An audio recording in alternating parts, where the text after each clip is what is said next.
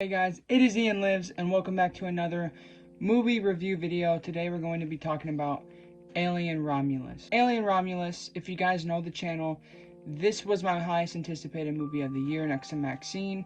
Now that Maxine has happened, Alien Romulus took the forefront and I was super excited for it and anticipating it and was excited to see it opening night, but ended up being extremely busy when it came out, so I didn't see it until the Sunday, so it was still opening weekend, but I missed out on opening night, which was unfortunate, but I still saw it in the theaters, and yeah, I was just beyond excited.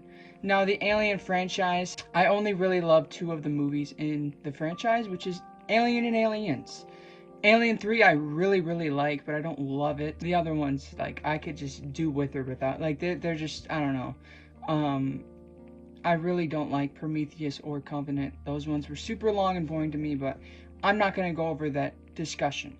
But I will say, this was like the most nervous I was for a movie in a very long time, because this easily could have been movie of the year or biggest disappointment of the year. I feel like there wasn't really an in-between. Fede Alvarez being behind the camera had me really excited because I really love his Evil Dead movie, and I enjoy Don't Breathe. I'm not super huge on it, but I do enjoy it. Moving on to the basic plot of the movie, no spoilers because this review will be spoiler free. The plot basically is you follow this girl named Rain and her friend Andy, who is a synthetic, and basically they're sick of this planet that they live on because it has no sunlight and everybody around, it just looks like a rundown poor environment. And Rain's friends want to leave the planet, but to do so they need materials for their ship. They end up finding an abandoned ship not too far from their planet, and they want Rain and Andy to help them steal stuff from this abandoned ship. And let's just say that they are not alone on this abandoned ship. Moving on to my pros. Now, immediately, I loved I don't want to say I love the cinematography. I say that every single time, even though the cinematography was great. The scenery was really good. Now, I will say, even though I don't like Prometheus, that movie is gorgeous. That is one of the most visually pleasing movies I've ever seen. I was in awe with just the visual of that movie the entire time. This movie does not get to that level, but I will say the space environment is very reminiscent to the original movie. It looks like what 70s space looks like, if that makes sense. It's very simple. Another thing I really enjoyed was the score. This soundtrack is incredible. I just couldn't get over it. It takes a lot of stuff from the original score, from the original movie. Of course, the alien theme is in here quite a bit. But when the action-packed scenes happen, you get these really weird noises and sounds from the soundtrack, and it really amplifies the terror and anxiety of the scenes. So I really loved the score. I thought it was incredible. Also, the acting and the cast. I was nervous about this, and a lot of people were, because this cast, they're not teenagers like some people are saying. They're in their mid-20s to early 30s, but they are definitely younger. It's a different type of cast for an Alien movie, but I did enjoy how they got actors there were some familiar faces in here for sure, like the dude from Rye Lane and the chick from Civil War and Priscilla, but there was also some people that are still up and coming and rising stars, which I thought was really good. There's no like Hollywood blockbuster people in here. The closest you get is the chick from Civil War, who's been on a roll recently, but still very diverse cast. They all did incredible. I don't really have any complaints in the acting department. So yeah, the characters acting incredible. It's one of my favorite things about this movie. I was on the edge of my seat the entire time. Even when nothing was necessarily happening, I was still super duper like on edge and freaked out, because this whole movie sets up dread to where you just know something's gonna happen around every single corner, and it really freaks you out. I just had this like pit of anxiety in my chest the whole time, so I have to give the movie a round of applause for that. And also, you know, for me being like a huge horror guy and building this whole horror channel, you guys might not even know this, I don't get scared very easily. I can't count that many times to where I've actually generally been freaked out or scared from a horror movie. This movie freaked me the hell out. in many different ways, and it was like truly scary. I was actually scared, and this is easily the scariest theater experience I've ever had. I mean, it was just so scary in that theater, and it was great. The atmosphere and terror was just phenomenal, which segues into my next pro. The final freaking act, I'm not going to say anything about it, but that final act, I loved. People are complaining about it. It's very hit or miss, very love or hate. I loved the final act. It was my favorite thing about the movie, no doubt about it. It was horrifying. It scared me to my core. And that doesn't doesn't happen. I was truly freaked out to where I'm like covering my whole face. Like, I never do that. And this movie did that to me. So, like, immediately that impacts the final score I'm going to give it by a lot. That final act won me over.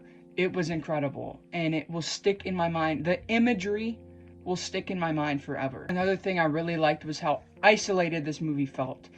Now, Prometheus and Covenant were very large in scale. Obviously, they had huge budgets because Ridley Scott was behind them, but also, they just felt like there were multiple locations, like multiple different planets and universes and set pieces. Romulus mainly has one set piece, and that is the ship. And they utilize the hell out of the ship. They make it very scary.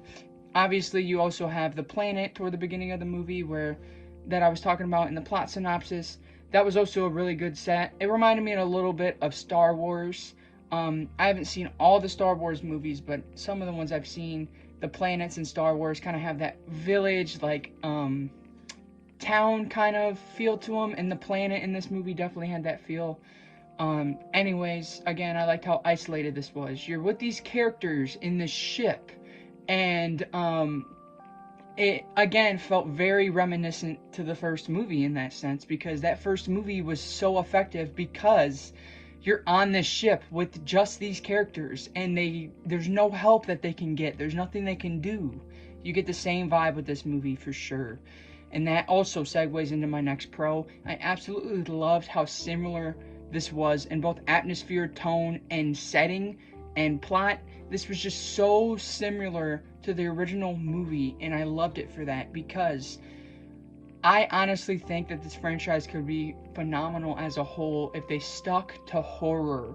Now, that's biased because I'm a huge horror guy, but I do love aliens. I do. But I don't like action. I'm not an action movie guy. So I always kind of had that side to me while watching the Alien movies, like, this is good, but it would be so much better if it would just focused on horror. The xenomorph character would be so much better if it focused on horror. And this movie focuses completely on horror, and it won me over. And you know, you also have, this is where, like, I'm going to discuss the drama that's going on, which people are mad because they're calling it member berries, which I never even heard that term until now. I guess that means, like, they're relying on nostalgia, and they're doing too many callbacks to the original movies to get fans on board because they're just out of ideas and blah, blah, blah. This movie did it in a respectful way, in my opinion. It's not just a bunch of nostalgia thrown at you like Ghostbusters Frozen Empire, for example, where you have all these characters, too many characters, just because they wanted to shove the new Ghostbusters, even though they didn't fit in the plot, they wanted to shove them in for nostalgia to win the old classic fans over. This movie doesn't do that, for me, in my opinion. There's some good callbacks to the original movies, there's some that are unnecessary, which I might touch on in the cons, but honestly, it didn't bother me. I loved all of the references, for the most part, and especially in the tone. I loved the tone throwback to the first movie. They basically replicated the tone, which was a very hard thing to do, and they did such a damn good job. Obviously, this movie also takes stuff from Aliens. When you get more of like the military combat scenes, it does really feel like well, not necessarily military, but like just like the action scenes felt a lot like Aliens. And there's even some shots in this movie that were literally in Aliens. And there's a line that a character says that is literally a reference to aliens. So you get references to pretty much every single movie, which I guess could be another pro. This movie, again, does references, but it does it to every single movie. The only one I didn't find was a reference to, like, Resurrection. I didn't see a Resurrection reference in here, but the movie calls back to mainly Ridley Scott's movies, which is probably because Ridley was involved with this movie, co-producer. Actually, he might have been the main producer, and he was really close to Fede while working on the movie, so that makes sense. But this movie does, again, connect really well with Ridley Scott's movies. So Alien, Prometheus, and Covenant, this movie has a lot of references from those movies. And if you have never seen an Alien movie but you really want to see Romulus, I recommend seeing those three. If not, just watch the whole franchise because it really wouldn't hurt. There's a big pro. The gore. The effects, the practical effects, the gore was great. A lot of scenes where I'm like, ugh, because it's just so gnarly, and you get that classic Fede Alvarez gore. The gore in this reminded me a lot of Evil Dead because it just doesn't hold any merit. And it gets creative with simple deaths that we've seen in the Alien franchise, but it goes more modern and creative with them. And it's a good mix of practical and CGI. Now, for the most part, the CGI wasn't super noticeable for me. For the most part, there's a huge con that I had with this movie that I will talk about in the cons. But anyways, like the face huggers looked great. The xenomorphs looked fantastic, and it made me happy. I had a smile on my face every time I saw a creature, and it's just so glad to see Alien back. And let me know if I missed any pros. I think I hit on everything I wanted to hit on. I think I talked about everything I wanted to talk on that wasn't spoiler filled. Now moving on to my cons, which, to be honest, there's not that many. If you can't tell by now, I absolutely freaking love this movie. So my cons, the main one, I can't elaborate on it because then it would turn into a spoiler, but there is a certain thing in this movie that is 100% CGI, and it doesn't look very good. Now, there's some parts where it looked good.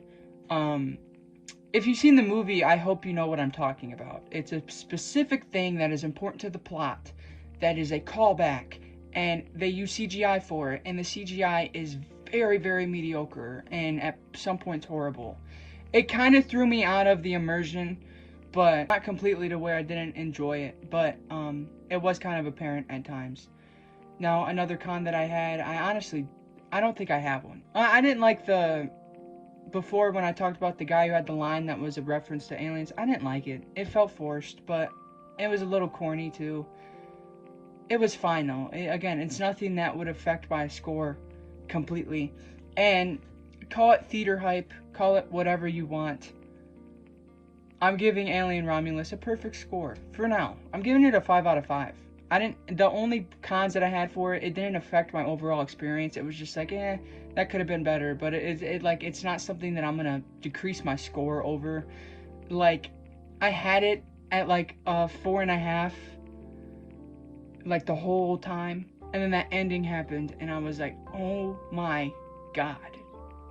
Because it tricks you. You think it's gonna end, and then there's like 30 minutes of awesomeness, and it just keeps going. It packs a punch. It doesn't stop.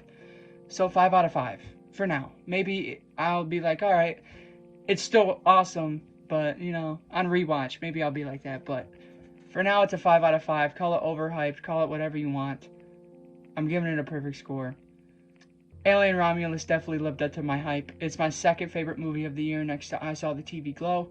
I did enjoy this more than Longlegs, even though I did love Longlegs, but let me know what you guys thought about Alien Romulus. I absolutely freaking loved it. I can't stop thinking about it. Again, that ending will stick in my brain forever.